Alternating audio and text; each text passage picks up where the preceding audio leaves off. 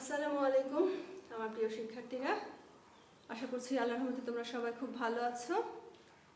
আজকে তোমাদের সাথে আমার যে বিষয়টা নিয়ে কথা হবে সেটা হচ্ছে জীববিজ্ঞান প্রথম পত্র অর্থাৎ উদ্ভিদ বিজ্ঞান বিষয় নিয়ে, এবং সেটার তৃতীয় অধ্যায় নিয়ে আমরা কথা বলবো। আর তৃতীয় অধ্যায় হচ্ছে কোষ রসায়ন। আর আমরা জানি কোষ রসায়ন মানে কি, এটা তোমরা জানো অলরেডি। এটা নিয়ে অনেকগুলো ক্লাস হয়ে গিয়েছে। আমাদের যে উদ্ভিদ বিজ্ঞান বিভাগের অন্য দুজন শিক্ষক রয়েছেন, তারা এই অধ্যায়ের কার্বোহাইড্রেট যে টপিকটা রয়েছে সেটা, অ্যামাইনো অ্যাসিড, প্রোটিন, এগুলো নিয়ে কথা বলেছেন, এগুলো হয়ে গিয়েছে। আজকে আমি তোমাদের সাথে এই অধ্যায়ের একটা গুরুত্বপূর্ণ অংশ লিপিড নিয়ে কথা বলবো। লিপিড কি? আসো আমরা বলি বিসমিল্লাহ। আমরা তাহলে যেটা পড়ছি সেটা হচ্ছে তৃতীয় অধ্যায়।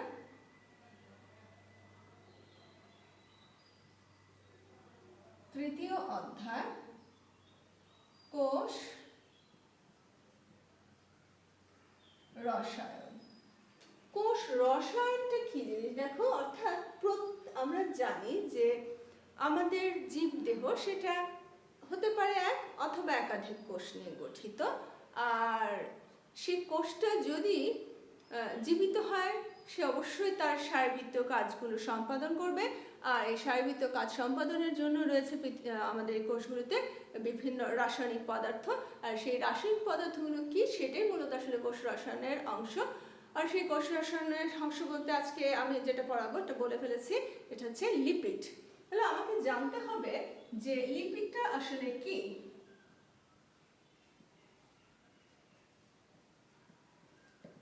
লিপিড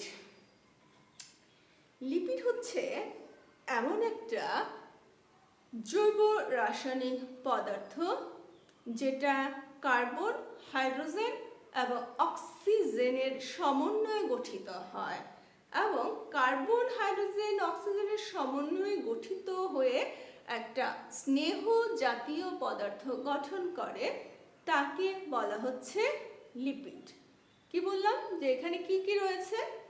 এখানে রয়েছে কার্বন, হাইড্রোজেন এবং অক্সিজেন, এবং এটা সমন্বয়ে গঠিত একটা যৌগ যেটা কি হবে, স্নেহ জাতীয় হবে।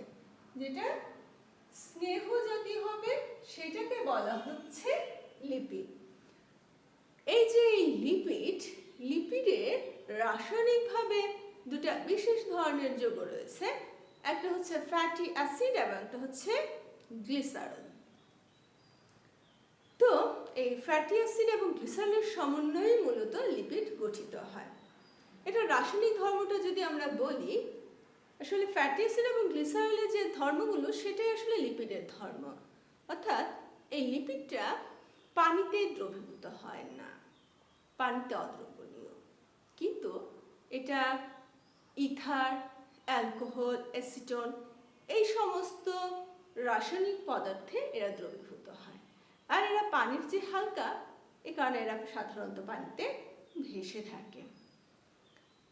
এবং এটা কক্ষ তাপমাত্রায় কিছু লিপিড আছে জমাট বেঁধে থাকে, আর কিছু লিপিড আছে এটা তরল আকারে থাকে, যেটাকে আমরা তেল হিসেবে বলে থাকি। এগুলো হচ্ছে মূলত লিপিডের সাধারণ বৈশিষ্ট্য। আর লিপিডের কোনো সুনির্দিষ্ট গলনাঙ্ক নাই। এই লিপিডকে যদি আমরা দেখে থাকি ল্যাবের মধ্যে, এটাকে যদি সুদান 3 নামক একটা পদার্থ রয়েছে, একটা রাসায়নিক পদার্থ, কি বলেছি, SUDAN, সুদান 3। সুদান 3 নামক একটা রাসায়নিক পদার্থ আছে, যার মধ্যে এই লিপিডকে দ্রবীভূত করলে লিপিডটা রং লাল হয়, অর্থাৎ একটা লাল রঙের দ্রবণ তৈরি হয়। এই লিপিডটা আসলে কি কাজ করে বা কোথায় থাকে? লিপিড একটা রাসায়নিক পদার্থ বলেছে যেটা কোষে থাকে। তো কি ধরনের কোষে? এগুলো সাধারণত আসলে যে বীজের মধ্যে সঞ্চিত থাকে, এবং বীজের অঙ্কুরোদ্গমকালে দেখো আমরা জানি যে একটা উদ্ভিদ যখন বড় হয় তখন তার খাদ্য তৈরি করে হচ্ছে সেই উদ্ভিদের পাতা, কিন্তু বীজে তো কোনো পাতা থাকে না, বা থাকলেও সেটা তো আসলে পত্র আকারে থাকে না। আমরা কি বলি ওটাকে তখন, যে ভ্রূণ কাণ্ড হবে, তাই না? ভ্রূণ মূল থাকে, ভ্রূণের মধ্যে থাকে এটা, তো তখন সে পাতা হিসেবে থাকে না যেহেতু, তাহলে তখন কে ওর খাদ্যটা সরবরাহ করছে? এই লিপিডটা বীজে সঞ্চিত থাকে, আর যখন এটা অঙ্কুরিত হয় আর তখন ওই বীজের মধ্যে বিভিন্ন বিপাকীয় কাজ হয়, আর এই বিপাকীয় কাজের সময় যে শক্তিটুকু দরকার হয় এই লিপিড যেটা বীজে সঞ্চিত থাকে সেটা খাদ্য সরবরাহ করে। এটা হচ্ছে লিপিডের মূল কাজ। তো এই লিপিডটাকে আবার তিনটা ভাগে ভাগ করা হয়। লিপিডটাকে কি বলেছি? তিনটা ভাগে ভাগ করা হয়। কি কি? একটা হচ্ছে সরল লিপিড, একটা হচ্ছে সরল লিপিড, একটা হচ্ছে যৌগিক লিপিড, আর একটা হচ্ছে উদ্ভূত লিপিড। উদ্ভূত লিপিড, এই তিনটা হচ্ছে লিপিডের প্রকারভেদ। সরল লিপিড, যে লিপিডটাকে আদ্র বিশ্লেষণ করলে বা লিপিডটাকে যদি আমরা বিশ্লেষিত করি তাহলে স্নেহ পদার্থ ছাড়া আর অন্য কিছু পাওয়া যাবে না, তাকে বলা হয় সরল লিপিড। তাহলে বললাম যে স্নেহ পদার্থ সেটা কি জিনিস? ওই যে আমি সংজ্ঞার শুরুতে বলেছিলাম যেখানে কার্বন, হাইড্রোজেন, অক্সিজেন থাকবে, যেটা একটা স্নেহ জাতীয় পদার্থ হবে। তো স্নেহ জাতীয় পদার্থটা আসলে কি ধরনের এটা বলেছিলাম যে এটা হচ্ছে ফ্যাটি অ্যাসিড এবং গ্লিসারল। আসো তাহলে বলেছে যে সরললিপিডটা, আমি এখন সরললিপিডটা নিয়ে কথা বলবো। সরললিপিডটা যেটাকে বিশ্লেষণ করলে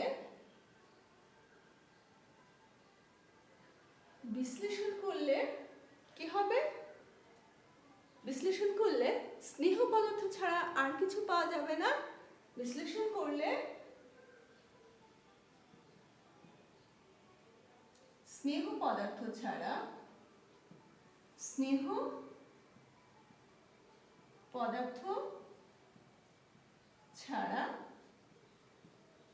আর কিছু পাওয়া যাবে না।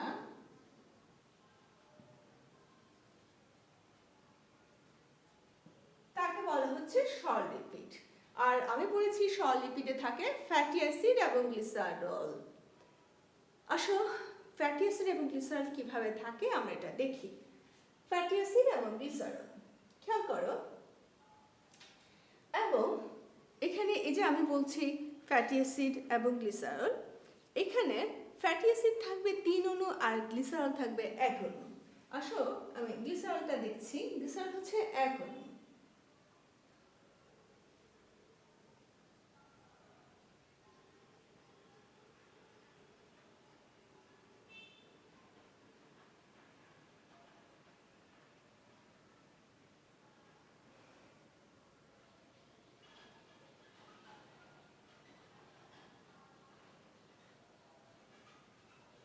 এই হচ্ছে একটা গ্লিসারল, এটা হলো 1 অণু গ্লিসারল।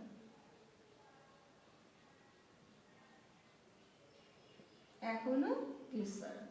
আর রয়েছে ফ্যাটি অ্যাসিড, কয় অণু? 3 অণু। আসলে দেখাচ্ছি,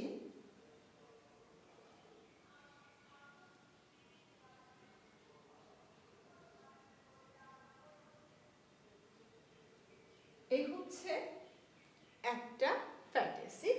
আর ফ্যাটি অ্যাসিড মানে এখানে একটা কার্বক্সিল মূলক থাকবে, আর এই আর আমি একটা প্রথম ফ্যাটি অ্যাসিড ধরেছি, এই জন্য এখানে 1 লিখেছি। আর দ্বারা এটা যে কোনো মৌল দ্বারা প্রতিস্থাপিত হতে পারে। আমি এটা একটা সাধারণ ফ্যাটি অ্যাসিডের সংকেতটা এখানে লিখেছি। সাথে আমি আরেকটা ফ্যাটি অ্যাসিড লিখব,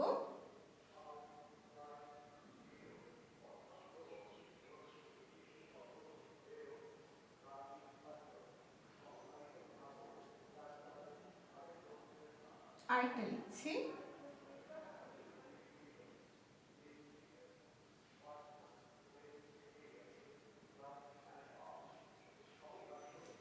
কি লিখলাম? এক অণু গ্লিসারল আর এক অণু ফ্যাটি অ্যাসিড। এখানে সরি 3 অণু ফ্যাটি অ্যাসিড। এটা এক অণু, এটা এক অণু, এক অণু, মোট 3 অণু ফ্যাটি অ্যাসিড। 3 অণু ফ্যাটি অ্যাসিড। এই যে 3 অণু ফ্যাটি অ্যাসিড আর এই যে এক অণু গ্লিসারল, খেয়াল করো এখান থেকে পানি চলে যাবে। পানি চলে যাওয়া মানে কি দেখো, এই যে এখান থেকে এখানে হাইড্রোক্সিল গ্রুপ আর এই যে হাইড্রোজেন, এক অণু পানি চলে গেল, এখান থেকে এক অণু পানি চলে গেল, পানি চলে গেল। তাহলে যে যৌগটি তৈরি হচ্ছে সেটা হচ্ছে ট্রাইগ্লিসারাইড। আসলে যাই ট্রাইগ্লিসারাইডটাকে লিখি, কিভাবে লিখব? সি, এপাশে যা আছে খুব যে কঠিন কিছু তা না, সহজ, একটু মাথায় ঢুকাও বা একটু মনোযোগের সাথে খেয়াল করো। CH2,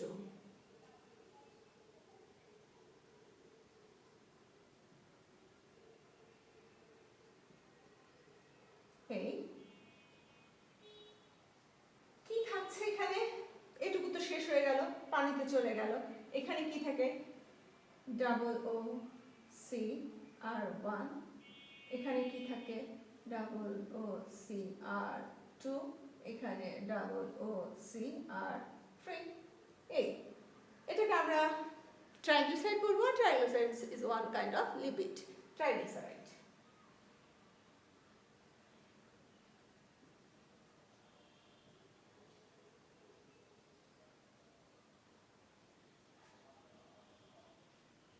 ট্রাইগ্লিসারাইড এই হচ্ছে একটা সরল লিপিড। এখন এই যে সরল লিপিড, এই সরল লিপিডটা আবার দুইটার রূপে থাকে তাদের গলনাঙ্ক অনুযায়ী। যে সরল লিপিডটা কক্ষ তাপমাত্রায় কঠিন হিসেবে থাকে তাকে বলা হয় চর্বি, আর যে সরল লিপিডটা কক্ষ তাপমাত্রায় তরল আকারে থাকে সেটাকে বলা হচ্ছে তেল। মূলত সরল লিপিডটাকে দুইটা ভাগে ভাগ করা হয়, একটা হচ্ছে স্নেহদ্রব্য, একটা হচ্ছে মোম। আর স্নেহদ্রব্যটাকে ভাগ করা হচ্ছে দুইটাতে, সেটাকে বলেছি একটা হচ্ছে চর্বি আর একটা হচ্ছে তেল, আর সেটা হচ্ছে মোম। আসলে এটার গুলো নিয়ে একটু কথা বলি।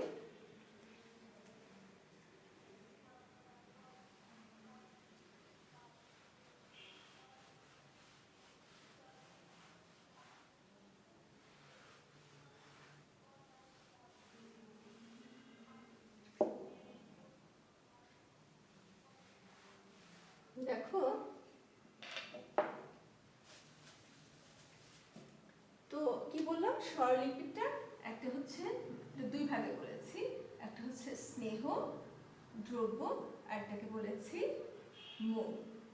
আর এই স্নেহ দ্রব্যটাকে আবার দুইটা ভাগে বলেছি, একটা চর্বি আর একটা হচ্ছে তেল। চর্বিটা কক্ষ তাপমাত্রায় কঠিন হিসেবে থাকে, এটা কক্ষ তাপমাত্রা কঠিন থাকে।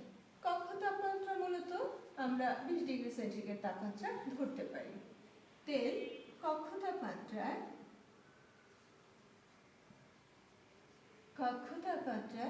এটা তরল আকারে থাকে, এটা তরল আকারে থাকে। চর্বিটা এটা একটা সম্পৃক্ত ফ্যাটি অ্যাসিড, এর মধ্যে যে ফ্যাটি অ্যাসিডটা থাকে এটা সম্পৃক্ত থাকে। আর তেলের মধ্যে যে ফ্যাটি অ্যাসিডটা থাকে এটা কি বলছি? ফ্যাটি অ্যাসিড, তাই তো? এটা হচ্ছে ফ্যাটি অ্যাসিড। এই ফ্যাটি অ্যাসিডটা সম্পৃক্ত। পটে সম্পৃক্ত ফ্যাটি অ্যাসিড, ফ্যাটি অ্যাসিডের যে কার্বনের যে শিকল, সেই কার্বনের শিকলটা সিঙ্গেল বন্ড হিসেবে থাকে। এখানে ফ্যাটি অ্যাসিড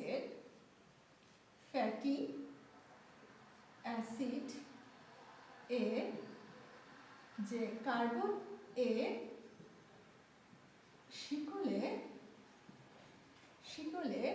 এটা সিঙ্গেল বন্ড থাকে, মানে একক বন্ধন থাকে, এখানে থাকে একক বন্ধন। আর যেটা তেল বলে বলেছি সেটা তেলটা কক্ষ তাপমাত্রায় তরল থাকবে, আর এটা হচ্ছে অসম্পৃক্ত ফ্যাটি অ্যাসিড। অসম্পৃক্ত ফ্যাটি অ্যাসিড। অসম্পৃক্ত ফ্যাটি অ্যাসিডটা কি সেটা জানতে হবে। অসম্পৃক্ত ফ্যাটি অ্যাসিডটা হচ্ছে এইটা ফ্যাটি অ্যাসিডের যে কার্বনের শিকল, ফ্যাটি অ্যাসিডের কার্বনের শিকলে ডাবল বন্ধনী অর্থাৎ দ্বি বন্ধনী থাকবে, যে ফ্যাটি অ্যাসিডের ফ্যাটি অ্যাসিড এর কার্বন এর শিকলে দ্বিবন্ধনী থাকবে। এখন তেলটা কোথায় পাওয়া যায়, চর্বিটা কোথায় থাকে, যে পাম অয়েল বলি আমরা, ঠিক আছে। এই পাম অয়েল, তারপর বিভিন্ন উদ্ভিদের যে চর্বি, হ্যাঁ, সেগুলো কিন্তু এই আমাদের চর্বির অন্তর্ভুক্ত। আর তেল যেটা আমরা তেল বলবো কি কোনটা, যেটা আমাদের দেখো আমরা যে খাবার বিভিন্ন ভাজাভাজি করি বা রান্না করি, যেমন সয়াবিনের তেল, তারপর সরিষার তেল, এগুলো কিন্তু, বা আমরা চুলে ব্যবহার করি যে তেলটা, সেটাও কিন্তু থাকে কি গলনাঙ্কটা খুব কম থাকে, এবং এটা আমাদের সাধারণ তাপমাত্রা বা কক্ষ তাপমাত্রা এটা তরল আকারে থাকে। এই কারণে এটাকে বলা হচ্ছে আমাদের তেল হিসেবে আমরা চিহ্নিত করি। তাহলে এই ব্যাপারটা মনে হয় বুঝতে পেরেছি। তো এখন আসি আমরা মোম। মোমটা প্রকৃতিতে, যদি এখানে লিখি মোমটা, এই মোম প্রকৃতিতে কিন্তু পাওয়া যায়। আর এটার রাসায়নিক গঠনটা কি? রাসায়নিক গঠন হচ্ছে আমরা সাধারণভাবে যে ট্রাইগ্লিসারাইডের গঠনে দেখেছি যে তিন অণু ফ্যাটি অ্যাসিড, এক অণু গ্লিসারল। আর গ্লিসারলের কি রূপ ছিল আমাদের একটু আগে আমরা দেখেছিলাম যে গ্লিসারলে কিন্তু 3 অণু হাইড্রোক্সিল ছিল, কিন্তু এখানে 3 অণু হাইড্রোক্সিল থাকবে না, এক অণু হাইড্রোক্সিল থাকবে। তো এখন এটুকুই হচ্ছে সাধারণ যে পার্থক্যটা মোমের সাথে, এটা যে এগুলোতে থাকবে ট্রাইগ্লিসারাইড আর হচ্ছে মনোগ্লিসারাইড, অর্থাৎ ওখানে গ্লিসারলে 3 অণু হাইড্রোক্সিল গ্রুপ থাকবে আর এখানে এক অণু হাইড্রোক্সিল থাকবে। আর মোমটা তো আমরা জানি যে প্রকৃতিতে পাওয়া যায়, আর মোমটাও একটা সম্পৃক্ত এবং এটা রাসায়নিকভাবে নিষ্ক্রিয়। হ্যাঁ, রাসায়নিকভাবে নিষ্ক্রিয়। আর মোমটা একটা সম্পৃক্ত ফ্যাটি অ্যাসিড। তো সম্পৃক্ত ফ্যাটি অ্যাসিড বা স্যাচুরেটেড ফ্যাটি অ্যাসিড যেটা আমরা বলছি, স্যাচুরেটেড যে ফ্যাটি অ্যাসিড, এটা মানে কি সম্পৃক্ত, মানে এখানে শিকলে কি থাকবে, কার্বনের শিকলে, যে কার্বনের শিকলে এখানে কার্বনের শিকলে একক বন্ধনী থাকবে, কার্বনের শিকলে একক বন্ধনী থাকবে। এই হচ্ছে আমাদের যে স্বরলিপিড ছিল সে স্বরলিপিড।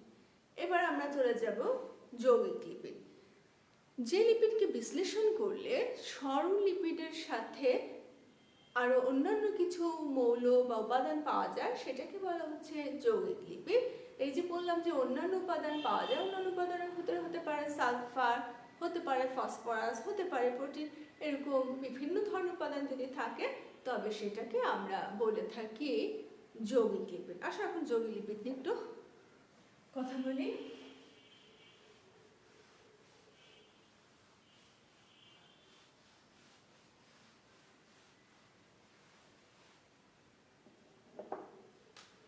যৌগিক লিপিড, আমরা এখন আছি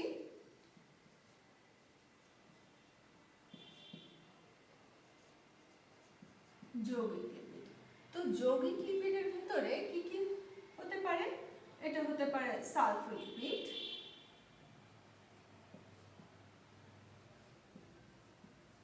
ফসফোলিপিড,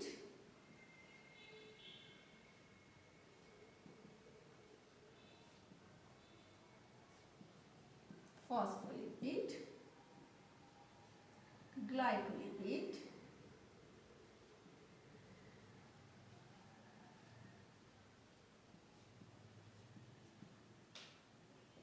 লিপোপ্রোটিন।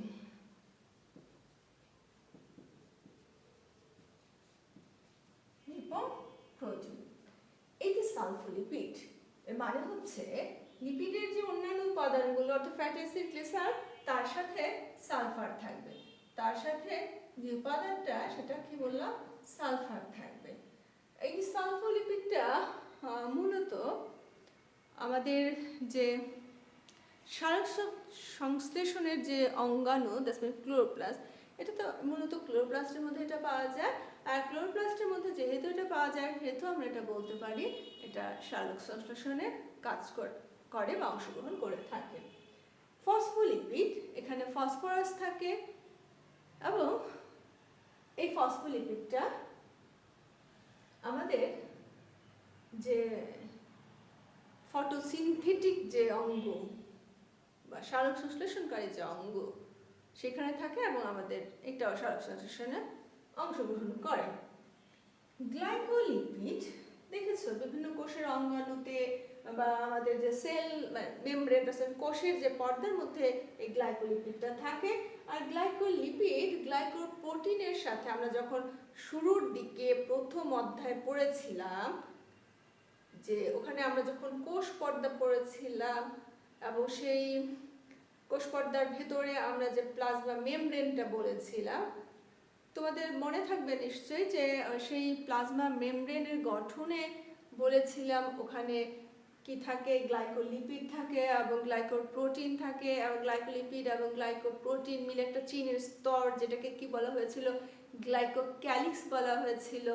হ্যাঁ, তাহলে আমরা দেখলাম যে এটা কোথায় থাকে, তাহলে এটা হচ্ছে সালোক সংশ্লেষণ অঙ্গন করে। এখানে ফসফরাস থাকে, গ্লাইকোলিপিড, লিপিডের সাথে যদি গ্লুকোজ আর গ্লাইকোজেন যদি এটা লিখি, গ্লুকোজের সাথে কি থাকছে, লিপিডের সাথে কি থাকছে, গ্লুকোজ এবং লিপিডের সাথে গ্লুকোজ অথবা গ্লাইকোজেন।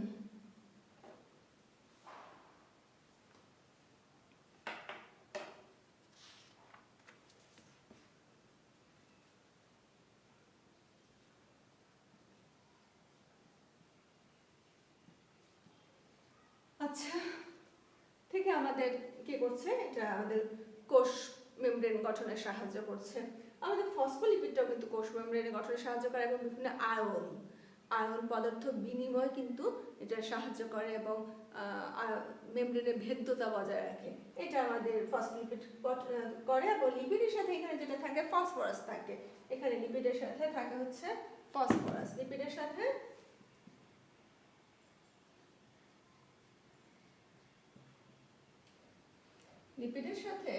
এখানে ফসফরাস থাকে। আর লিপোপ্রোটিন, যদি লিপিডের সাথে প্রোটিন অনুযুক্ত থাকে তো তাহলে সেটাকে লিপোপ্রোটিন বলে এবং এই লিপোপ্রোটিনটা কিন্তু এনজাইমের ফসফেটিক গ্রুপ হিসেবেও কাজ করে। তাহলে আজকে এটুকু পর্যন্ত। আমরা ইনশাআল্লাহ আবার সামনের দিন আমাদের লিপিডের যে অংশটুকু বাকি থাকলো সেটুকু নিয়ে কথা বলবো। আজকে আল্লাহ হাফেজ, তোমরা খুব ভালো থাকো। আসসালামু আলাইকুম।